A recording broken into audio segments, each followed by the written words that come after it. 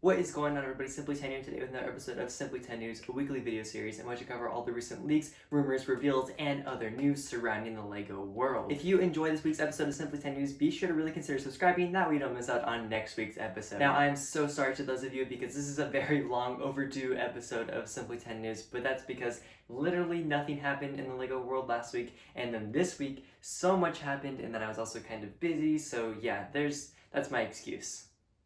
Was it good enough? But yeah, hopefully you still enjoy this episode because there is a lot to go over, and while there only really was one rumor, there was a ton of official reveals over this past weekend, especially on June 1st, but I mean, there was just a lot that happened in general, and there's a lot to go over because just a ton of things came out of LEGO, and I was actually surprised by how much we learned about the future of LEGO over just one weekend.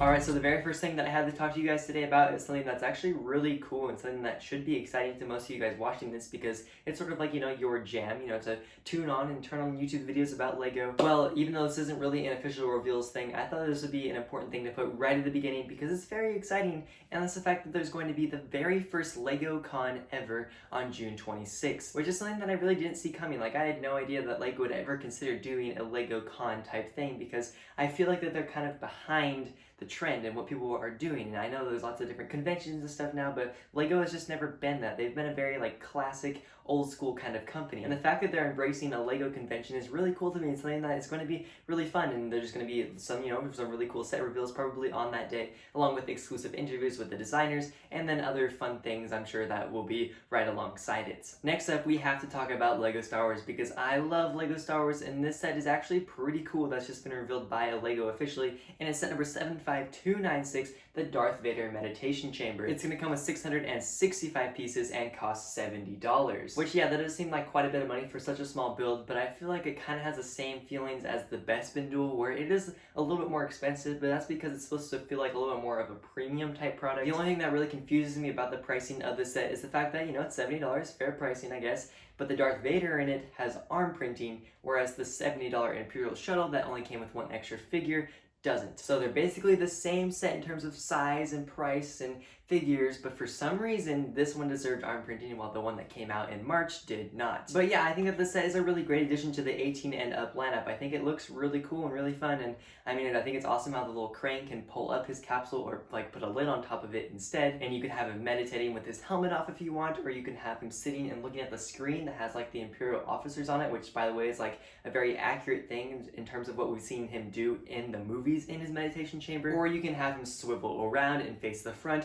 which is where the Imperial officer comes in that he talks to in the movie as well. So I actually feel like that LEGO pulled out quite a few of some really cool iconic Easter egg moments from Star Wars and put it into this small looking build, but very cool build, and I think it's a great really fun LEGO set. I'm sure that there's plenty of you watching who will enjoy this one. Next up here, the Jurassic World Summer Wave was revealed over this past weekend, and well, this one is kind of a letdown to me. There is not very many sets, and one of them is a LEGO Junior set. I don't really talk about any of these sets very specifically, but I'm going to talk about the set that stood out to me the most, which is set number 76940, the T-Rex Dinosaur Fossil Exhibition. It's going to come with 198 pieces and cost $30. Now yes, that is a lot of money for only 198 pieces and only having 3 figures in it. And the third figure is a dinosaur too, so it's not really a figure. But yeah, I do like the look of this set. I think it was actually a really brilliant thing to finally include some really special molds for a fossil, because they've had brick built ones with the dinosaur fossils ideas set,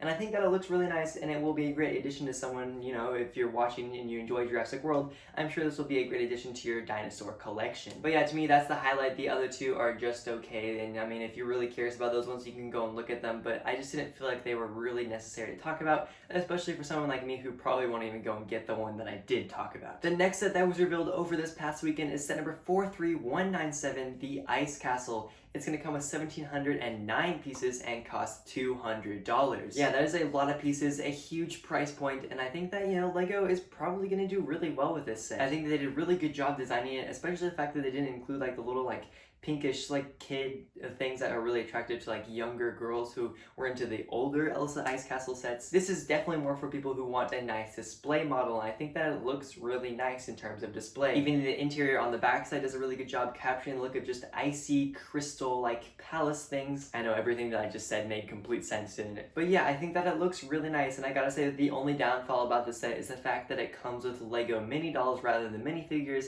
I think that Lego kind of like failed with this one because mini dolls are more for the younger kids and the little girls who want those, but for the people who they're trying to get to buy this, which is the collectors and the people who want great display pieces, those are the people who also want just normal minifigures in their Lego sets. Next up here we have two brand new Lego superhero sets that have been revealed by a major retailer, and it's the first one here is set number 76237, the Sanctuary 2 Endgame Battle. Now for the other parts of this Lego set, it's apparently going to come with 322 pieces and cost $70. However, I find that very hard to believe, especially, you know, like that's a really big difference between the piece count and the price. So these price and piece count thing, that's not very, it's very hard to know because we don't have a really good picture of the box. We just have this image right here. And while that does look like 322 pieces to me, it doesn't look like a $70 set. So we'll just have to see where that goes. Actually, I think I made a mistake. This set is actually going to cost $50. In terms of the set in general though, I think that it does look really nice. And the only thing that I don't like about it is the fact that it comes with Iron Man, and Iron Man is in the other Endgame Final Battle set, so now when you get both of them,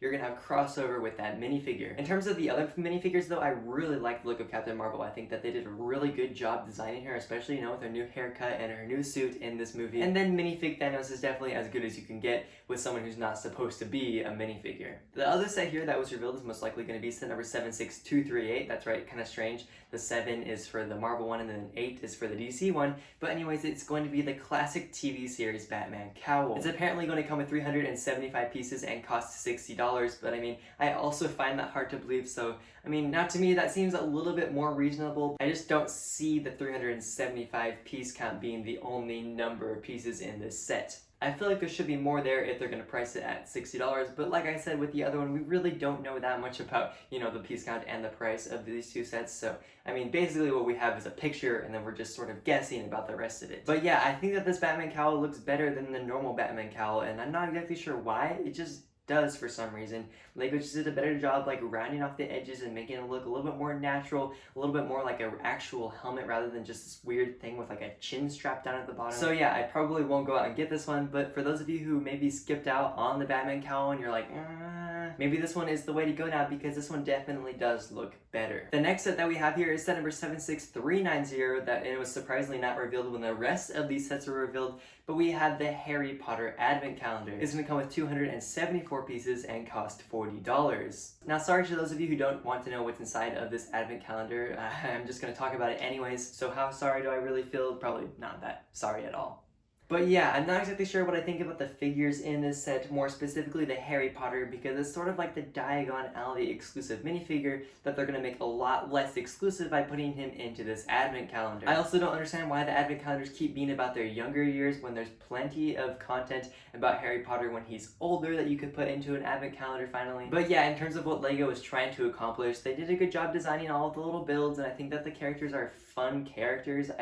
I like all of them except for the Harry Potter. The final thing that was revealed by Lego over this past weekend was the Monkey Kid Summer Wave, and the theme of this wave to me just seems to be like mechs. I know that Monkey Kid has always been about mechs, but every single one of these sets is a mech set, and while, you know, that's fun, I also think that Lego kind of went a little overkill in terms of all the mechs in this wave. The highlight of this wave is definitely set number 80028, the Bone Demon. It's going to come with 1,375 pieces and cost $120. And yeah, this thing just looks crazy to me. It looks really immaculate. I like how, you know, the Monkey Kid mech just looks, you know, a really nice, decent size, but then you zoom out and it's like, whoa, that thing is massive. I also really enjoy the fact that there's glow-in-the-dark Lego pieces in it because I just think that's a fun thing for Lego to put in their sets, and I wish that there was glow-in-the-dark pieces in more sets because I just think that glow-in-the-dark is a cool thing for Lego, and it's definitely a great addition to this set specifically.